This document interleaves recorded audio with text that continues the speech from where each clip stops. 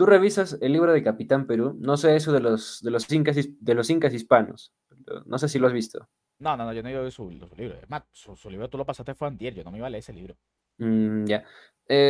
Bueno, tiene 175 páginas y justamente te habla de los primeros estados. O bueno, no te habla de los estados, te habla de las primeras civilizaciones en el Perú.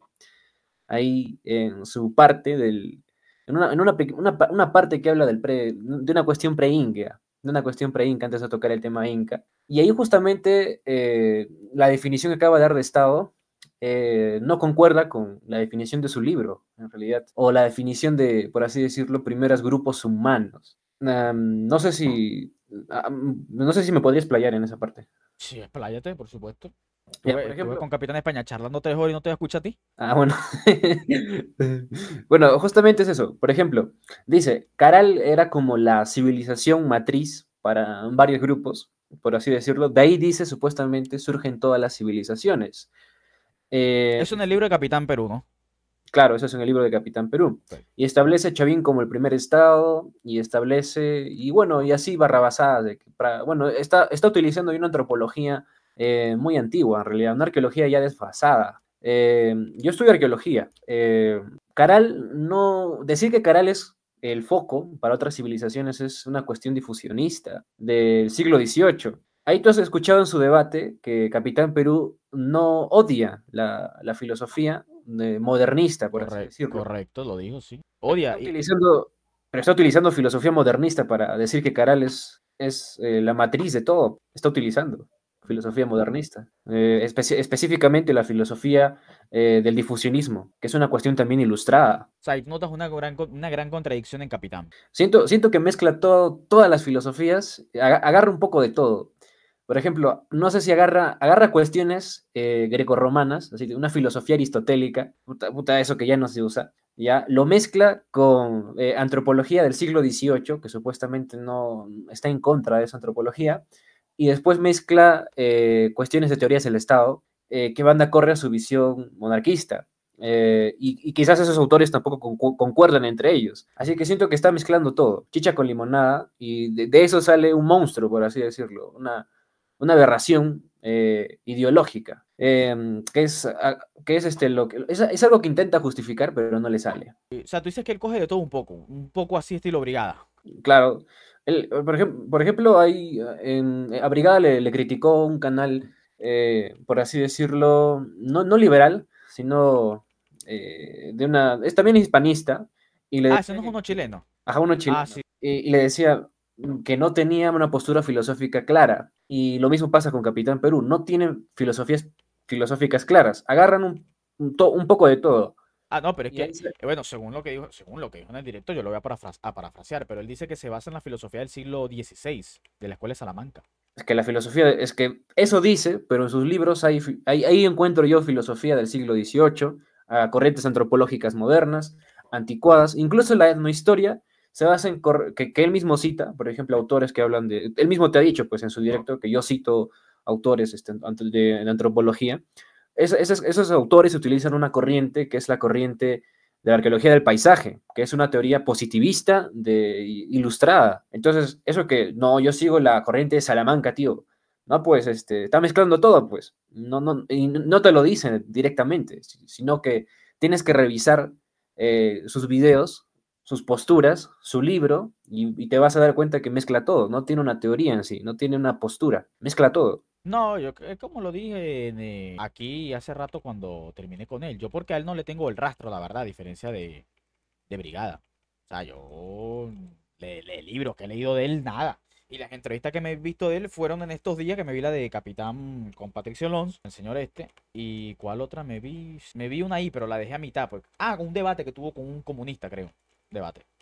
Pero no, tampoco me lo vi completo. Claro, y creo que había una parte que te decía de la cuestión de soberanía del Estado, que diferenciaba a los estados anteriores al Estado moderno con la El cuestión de derecho soberanía. positivo, el derecho positivo decía él. Ajá, por el derecho positivo, no sé esa maña de siempre meter historia jurídica, como si lo jurídico siempre se cumpliera, en vez de estar analizando las cuestiones de facto. ¿A qué me refiero? Por ejemplo, él dice que antes no había Estado, pero se sabe por cuestiones antropológicas, que él mismo también dice, yo cito autores antropológicos, o sociológicos, se sabe por cuestiones de corrientes ya modernas del siglo XVIII, que el Estado no, si bien es cierto, es una cuestión debatible para los Andes, o sea, para el caso peruano, ya tiene sus primeros rasgos en el formativo, en el periodo formativo, y no necesariamente con Chavín. Ya existían estados en el Valle de Casma, ya existían estados en el norte, en Jetequepeque y Valle de Chicama,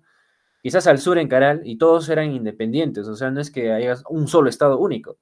Y de hecho Chavín también se cuestiona su carácter también de imperio, porque él mismo te dijo, Chavín es un imperio, pero su carácter todavía es aún discutido por los arqueólogos actuales.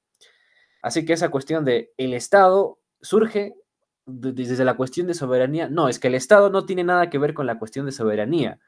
Eso ya es una cuestión, los estados tienen ya, por así decirlo, un precedente mucho más antiguo. Y tratar de definir estado moderno, estado pasado, sobre una cuestión de soberanía es muy relativo. Por ejemplo, las monarquías compuestas que él mismo ha mencionado, tú sabes que España arrendó Venezuela. Sí, sí, yo sé. Sí, claro. Ya, entonces, esa cuestión de monarquía compuesta, no, entonces su monarquía compuesta no sería un estado porque no tiene soberanía, porque recordemos también que para esas fechas el Perú, el virreinato del Perú, no había ocupado gran parte de las áreas amazónicas, no había ocupado gran parte del sur, otros estados también no habían, por ejemplo, Chile no había tomado control de la parte sur de la Patagonia, al igual que Argentina. Entonces, esos no serían estados. O sea, la monarquía compuesta de que habla Capitán Perú no sería un estado porque no tiene soberanía. Pero él dice, no, es un estado. Entonces, no le entiendo. Eso no es un estado. Y ahí esa es la cuestión que no le entiendo. O sea, agarra cuestiones a su conveniencia y ahí cuando tú revisas cuestiones anteriores dice, ah, no, pero por este objetivo debe ser un Estado, pero de ahí se contradice el mismo, ya no se le entiende qué quiere decir. Otra cosa que te iba a preguntar era por el tema de la monarquía compuesta. Esa cuestión de monarquía compuesta es una cuestión muy relativa. ¿Por qué? No sé si tú has revisado el Banco Central del Perú, una cuestión estadística, un informe económico. Gran parte de esos ingresos al Perú, incluso del periodo colonial medio e inferior, se iban a España y una gran parte se gastaba en burocracia y ejército. Entonces, decir que estos estados son independientes, tendrían que haber tenido ellos en sus cuestiones estadísticas, por así decirlo, una cuestión de gasto propio. O sea, él dice, no, acá en Perú han invertido en colegios, universidades, pero tú revisas la Hacienda Real de Lima, la distribución de estos ingresos, para el periodo de los Habsburgo, para la cuestión también de la monarquía compuesta, porque para eso también hay un estudio del periodo colonial medio, la cuestión económica. Ahí te das cuenta que si fuera una monarquía compuesta, entonces el Perú habría invertido lo que produce para él mismo. No tendría que estar mandando a España. Claro, pero ahí te dirían que al ser provincia al ser provincia tiene que pagar impuestos. Ya, eso se entiende, pero no vas a estar dando más de la mitad de tu PIB a la metrópoli, pues. O sea, sí se entiende que se tiene que pagar impuestos, pero estás mandando más de la mitad. Eso ya te convierte en prácticamente colonia. No, pero es que claro, recuerda que él también colocó un ejemplo diciendo que California, pero a ver, yo le dije que el problema es que California es un estado federal y es autónomo por sí mismo y decide cuánto, o sea, porque es que incluso los impuestos que cobran son los que sus políticos le piden a sus habitantes, ¿no? Pero él colocó ese ejemplo, dice que no, California es una colonia de Estados Unidos porque paga, no sé, tantos impuestos. Ya, pero él te dice, es una monarquía compuesta. No te dice que es una provincia. En ese caso, el Perú debe ser independiente. Entonces, los ingresos que gasta el Perú no los mandaría a España, pues. Entonces ahí se cae, o sea, por eso te digo que se contradice. Dice una cosa y de ahí saca otra cosa y ya no tiene sentido, pues. Cierto que no lo había tomado en cuenta, la verdad. Cierto que me faltó también revisar ese libro de la historia económica del Perú, la verdad. Ah, por Claro, cierto, alguien aquí comenta y dice que el virreinato es heredero del Tahuantinsuyo. Ah, ya, eso es- la misma persona te pregunta que dónde sacaste esos datos. Claro, están publicados por el Banco Central del Perú, en tres tomos en realidad, que se llama Historia Económica Colonial. Son 7 autores, como para mencionar los 4 o 5 autores. Uno de ellos es Carlos Contreras, y creo que Quirós también tiene una cuestión de la historia económica. Pero es cierto esa cuestión. La cuestión económica no lo toca Capitán Perú, el más se toca la cuestión jurídica. Y con la cuestión jurídica ya te quiere decir, no somos colonia, somos provincia. Y ya pues, o sea, pues si nos fuéramos por la cuestión jurídica, diríamos que los departamentos del Perú no están bajo el centralismo, porque cada uno está descentralizado, pero tú revisas la cuestión de facto y y en Lima se concentra la cuestión económica, política, social, cultural. Y Sí, ya claro, pues, un poco como pasa en Venezuela, ¿no? Que somos una república federal, cada estado tiene su propia constitución, pero eso en la práctica no pasa. claro. Otra cuestión es que te dice que el imperialismo, no sé si en una parte tocó el tema de que con las independencias vino el imperialismo yanqui, perdón, el imperialismo inglés. ¿Qué crees? Eso sí no lo tengo muy claro, la verdad, si te soy sincero. Eso, Había una parte, creo, que te dijo que llega la cuestión de los ingleses, es decir, sí, que con llegan los las británicos. independencias. Ajá, que el Perú se entrega a las cuestiones de los ingleses. Mira, que alguien te dice, Mejor me voy, si eres peruano me das vergüenza". Ya, lárgate, pe. Ah, no, pero este es ese seguidor de Capitán Perú, sí, de ese sí.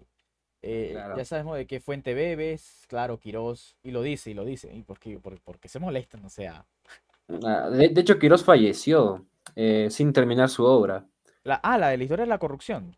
Claro, él iba a publicar un tomo aparte, una segunda publicación, pero él falleció. Ah, fíjate tú, qué Y lamentable. de hecho se menciona en ese libro. Y de hecho, si hubiera seguido, quizás hubiera publicado un poco más. O sea, porque él te dice, el Capitán Perú te dice, no, es que hay pocos indicadores o hay más indicadores para esto.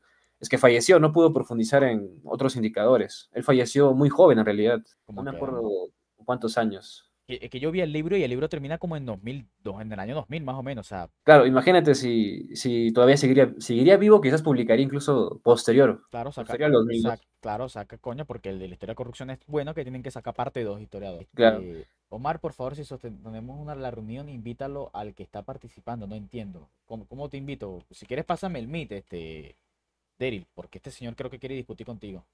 claro, claro. A ver, Seguro eres de los que cree que si Inglaterra nos hubiese conquistado hubiese ido todo mejor. no, creo que no, no.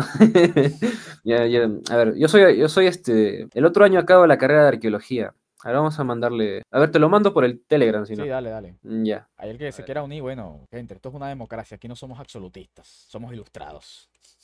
Eric, puedes hablar con Rafael, escríbele en sus redes sociales, te responderá, por favor, hablen en estos asuntos, tal vez así. A ver, yo a Capitán, yo a Daryl con el que estoy hablando, yo le dije a él, mira, mejor habla tú con Capitán Perú, porque yo ciertamente no sé, y yo no conozco el personaje, sobre todo es más que todo porque no reconozco el personaje. Porque si lo tendría estudiado, bueno, no tendría tanto problema, pero yo honestamente lo digo, no lo conozco. Y Daryl sabe que es así, y se lo dije. Pero bueno, él me dijo que no podía porque estaban a cierta planificando el derrocamiento de un gobierno y bueno, ya ustedes saben lo que pasó en Corea del Sur hoy. Eso es culpa de Daryl, Ay, básicamente. estoy Este, haciendo trabajos ahorita en la sierra. y Acá entonces, en los pueblos no hay buena señal coño. que digamos. Y bueno, fue por eso que él no pudo charlar con Capitán, pues, pero si no, para mí hubiese sido mejor, excelente que discutiera con Daryl, que es mucho más ilustrado que yo, la verdad. Ah, ya voy a enviar el... Claro. No sé si también has tocado un aspecto en una parte de los hispanistas te dicen que después de la independencia del Perú, Perú se vendió a Inglaterra. Entró el imperialismo yanqui, perdón, imperialismo inglés. A ver, eso capitán como tal no lo mencionó, creo que no lo mencionó, juraría que no lo mencionó. A No, ver. capitán no digo los hispanistas en Ah, general. ok, ok, ok. En realidad esa es una teoría, aunque no lo creas, de izquierda. Una teoría del... tiene su propio nombre esa teoría. Es la teoría del dependismo de la década del 60. Fue establecido por intelectuales latinoamericanos de izquierda.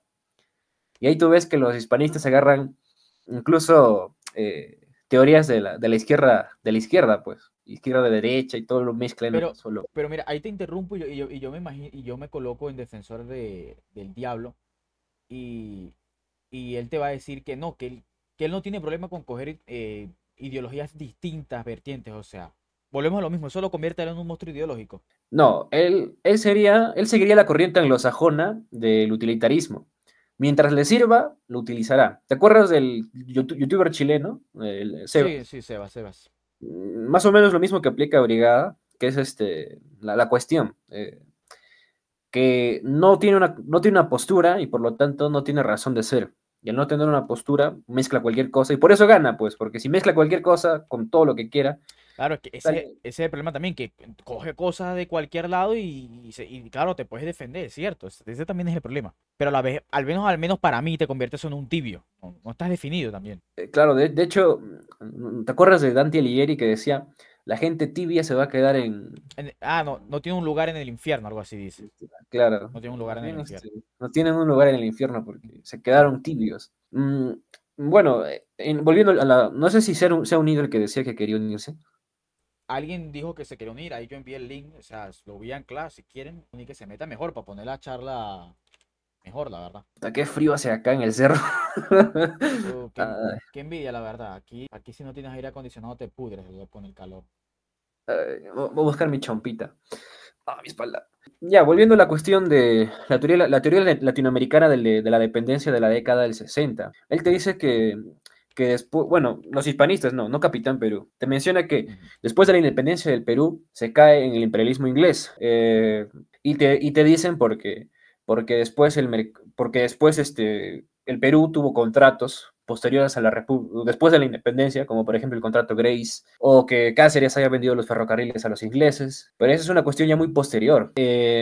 Los otros intelectuales de derecha critican esta postura de que el Perú pasó a un imperialismo inglés es por las siguientes cuestiones. La primera es porque el Perú estaba en una época de caudillos. Y los informes de los ingleses, es decir, de los ingleses consulares que venían al Perú y de otras naciones indican que era imposible comerciar con el Perú en este momento, es decir, para después de la independencia. Ujú. Entonces, ¿cómo me vas a decir o bueno, cómo los hispanistas van a decir que después hay un imperialismo inglés si en el Perú no podía entrar el liberalismo? ¿Cómo va a O entrar? sea, que ellos se apropien de nuestros recursos, ¿no? Ajá, o sea, el imperialismo inglés no puede entrar sencillamente porque el Perú está en total ostracismo, es decir, está aislado económicamente, tiene problemas políticos entre caudillos, algunas regiones que eran importantes, como por ejemplo la zona de Hilo, al sur del Perú, decaen y otras aparecen, pero en resumidas cuentas, no puede entrar el imperialismo inglés al Perú por el estado caótico en el que está el Perú. Otra cuestión, sobre todo, no sé si has citado en la historia de corrupción del Perú el informe de Jorge Juan y Antonio de Ulloa.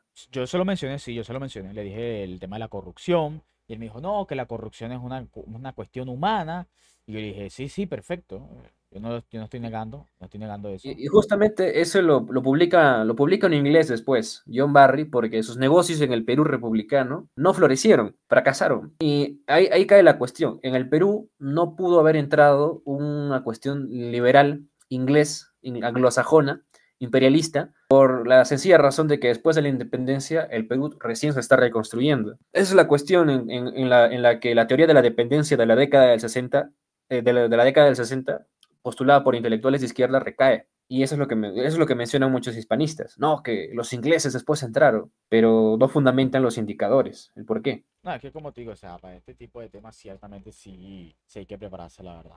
Porque esa narrativa por lo general ellos la tienen. No voy a decir Capitán Perú, pero sí la mayoría que dice el tema, y no solamente Perú, sino en general.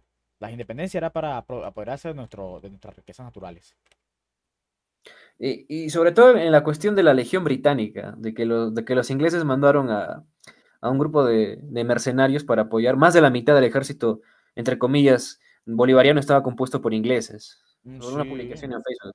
sí, claro, de Venezuela provincial, que dice más de la mitad del ejército bolivariano estaba compuesto por ingleses. Pues, eso de cierta manera le quita protagonismo a los americanos, la verdad. Y la cuestión es que no estaba compuesto por ingleses, ahí también estaban metidos escoceses. Y si siguiéramos la misma lógica, diríamos que los escoceses también apoyaron a Estados Unidos en su guerra civil porque tenían un batallón inglés apoyando a los estadounidenses. Entonces Inglaterra estaba a favor de Estados Unidos. No, O diría, o incluso facciones dentro de la propia España apoyando la invasión de Napoleón. claro, Eso, además de que Inglaterra apoyó a España mandando 30.000 soldados. De hecho, fue no, Beresford y creo que Wellington los que convirtieron a Portugal en una fortaleza inexpugnable para las tropas napoleónicas. Y después, estas unidades inglesas apoyaron a España en su guerra de independencia.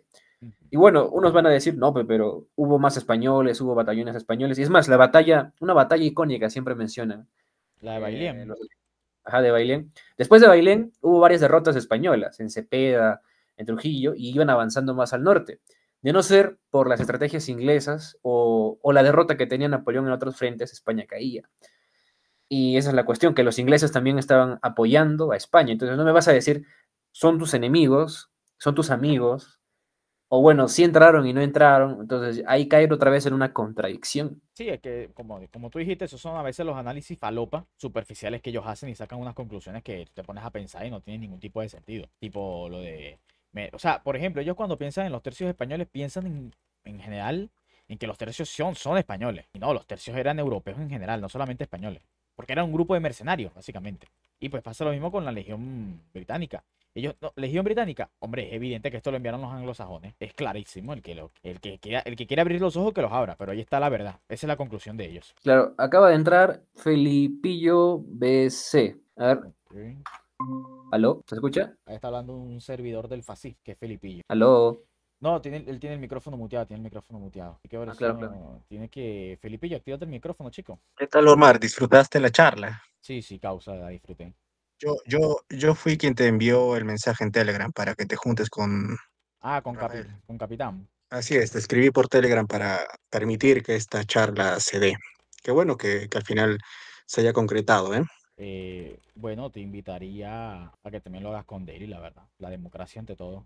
No, no, simplemente quería que ambos compartan las ideas porque me parece muy importante. Me hubiera encantado de que Charles Walker acepte una entrevista con Rafael y ambos también compartan las ideas porque Charles Walker me parece un historiador muy importante, sobre todo en el tema de José Gabriel Condorcanqui. Y bueno, entre otras cosas, no puedo quedarme mucho tiempo, solo quería solicitarles una opinión de esto del panamericanismo. ¿Qué es lo que opinan ustedes de esta corriente, ¿no? Este movimiento político, económico llamado panamericanismo? Perdonen la digresión, cambiar el contexto de todo esto, pero tengo una duda y quería ver si me la podían solventar, ¿no? Depende mucho del contexto de la coyuntura. Por ejemplo, durante el conflicto con España, en el año 1866, se postulaba un panamericanismo sudamericano, de Perú, con Chile, Bolivia, Ecuador. Pero, por así decirlo, los estados tienen intereses, no son amigos. Después de la guerra hispano-sudamericana,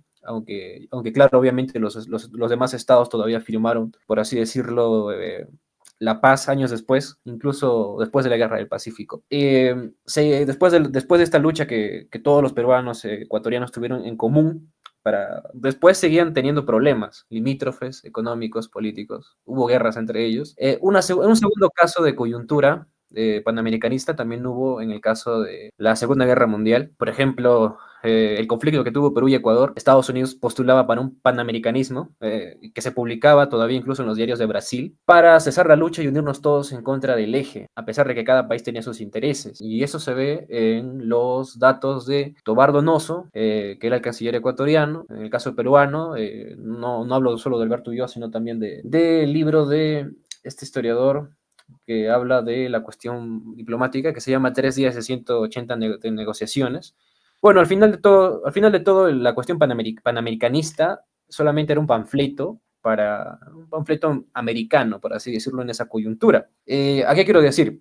En cierta forma, postular a un panamericanismo no lleva, si es que no hay por así decirlo, un lazo real, un lazo económico, político, jurídico real. Es decir, hay una situación, una coyuntura específica y los países se unen para una determinada cuestión. Pero de ahí no llega, de ahí no llega. Esa sería mi opinión. O sea, fue más un panfleto americano, o sea, estadounidense, dirías. Para el contexto de la Segunda Guerra Mundial, sí. Para otros contextos, como la guerra contra España o la liberación de Cuba, etcétera, etcétera, más parece ser una cuestión de conveniencia política.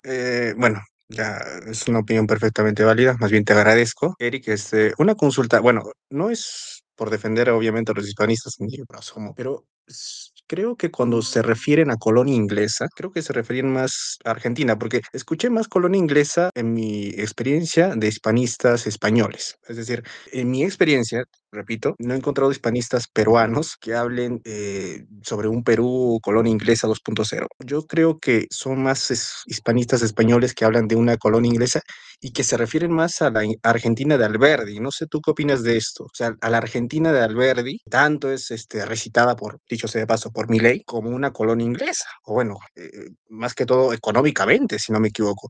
¿Tú qué opinas de esto, Eric? Hay una cuestión en el caso peruano. Lo digo porque la cuestión cuestión de la teoría de la dependencia no tiene indicadores claros para decir que haya una colonia inglesa. Los que mencionan colonia inglesa, al menos en el caso de algunos hispanistas peruanos que yo he conocido, es una cuestión personal ya, lo hablan más por eventos posteriores a la independencia, como el contrato Grace o la venta de ferrocarriles, o para un periodo determinado de la época de antes del oncenio, ese periodo tiene un nombre, antes del oncenio, la República Aristocrática, para una cuestión económica, por así decirlo, productiva de la caña de azúcar que va para Inglaterra o para Europa. Y en esa cuestión, ahí sí hablan especialmente de una colonia inglesa, por así decirlo. Pero para el periodo de la independencia, después de las independencias, no es claro, no podría decirse, porque solo tienes que ver los informes consulares de Inglaterra y los informes consulares de otros países para darse cuenta de que después de las independencias es muy difícil que el imperialismo inglés penetre en el Perú debido al estado caótico en el que está. Y además que no están en las condiciones para que haya, por así decirlo, una cuestión de colonia, metrópoli con Inglaterra. Claro, más que todo diría, disculpa por interrumpirte, más que todo diría incluso por lógica propia, porque el Perú estaba hecho un polvorín, o sea, recordemos el primer militarismo, o sea, caudillos, derrocando caudillos. Creo, si no me equivoco, que Ramón Castilla fue el primer dictador, bueno, diría el primer presidente estable, militar estable. Antes de él, pues había inestabilidad por todas partes en Perú, ¿no? En la naciente república. Entonces, bueno, yo estoy completamente de acuerdo con eso que has dicho, por lógica propia, o sea, incluso, pero por supuesto hay que leer los informes definitivamente. Más bien, Eric, como te dijo, yo creo que estos hispanistas, no sé si son peruanos, pues supongo que serán una minoría, espero, pero hablan más, como te digo, de otras regiones como Argentina, la Argentina de Alberdi. Yo sé que tal vez no se ha estudiado este tema porque esto es más estrictamente peruano, pero no sé, su argumento es tratar a la Argentina de Alberdi como prácticamente una colonia inglesa, a pesar de que, bueno, como bien dijo Capitán, con la paz de Westfalia, si no me equivoco, ya empieza la idea de soberanía de los Estados-nación, incluso el derecho internacional público. Me acuerdo de mis clases mencionaron efectivamente la paz de Westfalia en el derecho internacional. Entonces, donde justamente los estados ya empezaban a reconocer la soberanía de otros estados. Entonces, Argentina, en mi opinión, no creo que haya sido una colonia inglesa, ni siquiera en la Argentina de Alberdi. Pero bueno, eso ameritaría más estudios porque yo no estudié tampoco la cuestión económica de Alberdi. Pero aún así, como dije, no me voy a quedar mucho tiempo. Más bien, Eric, te voy a suplicar, tal vez tú no tengas tiempo para una charla o un debate. Yo diría más charla, porque creo que con Capitán, con Rafael es más que debate, charla, para entenderlo, comprenderlo, porque yo admito que también el mismo Capitán se contradice en sus ideas. A veces también, no sé, tiene tanto que decir, tanto que hablar que él mismo se atropella en sus palabras, pero yo creo que esto se soluciona con charla, charla y entenderlo más. Así que tal vez si tú no tienes tiempo, puedes esperar obviamente a tus días de asueto o de vacaciones, pero si quieres puedes ir enviándole un mensaje por Messenger. O sea, de experiencia propia, el Capi siempre te va a responder en 2 días, 3 días, a lo mucho, 4 días, pero de que te va a responder, te va a responder. Entonces, un mensaje si es que tienes tiempo, no sé, pero una charla entre ustedes dos, entre Rafael y tú, Eric, me gustaría bastante y creo que los dos, como se lo dije a Omar en su momento, podrían aportar bastante a las ideas. Al fin y al cabo, yo sí creo en el respeto a la persona, podemos atacar las ideas, por supuesto que sí, pero me parece que es muy acertado. No sé, si espero que tenga tiempo, Eric. Claro, voy a tratar de desocuparme en realidad, porque ahorita estoy en un cerro, prácticamente me iba a un pueblo para tener señal. Voy a ver el momento más adecuado para poder dar esta charla, pero de todas formas la charla va a estar pendiente. Claro, sí se podría hacer una charla. Sí, sí, él te va a responder, o sea, eso te lo garantizo. Se va a demorar 2 días, 3 días, pero de que te va a responder, te va a responder. Tú ya lo has visto. En general, creo que es una persona educada, respetuosa, no te va a insultar. Así que creo que los dos tienen potencial para seguir hablando. Bueno, disculpen la intromisión. Muchas gracias, Omar, por aceptar Con la gusto. charla, en verdad, te lo agradezco bastante. Yo creo que me encanta cuando hay, entre comillas, esos finales felices o donde se pueden compartir ciertos aspectos entre ideologías o movimientos políticos tan dispares, pero bueno, yo disfruto de esas similitudes que a veces hay, que a veces uno encuentra. Así que muchas gracias por todo esto. Dale, dale.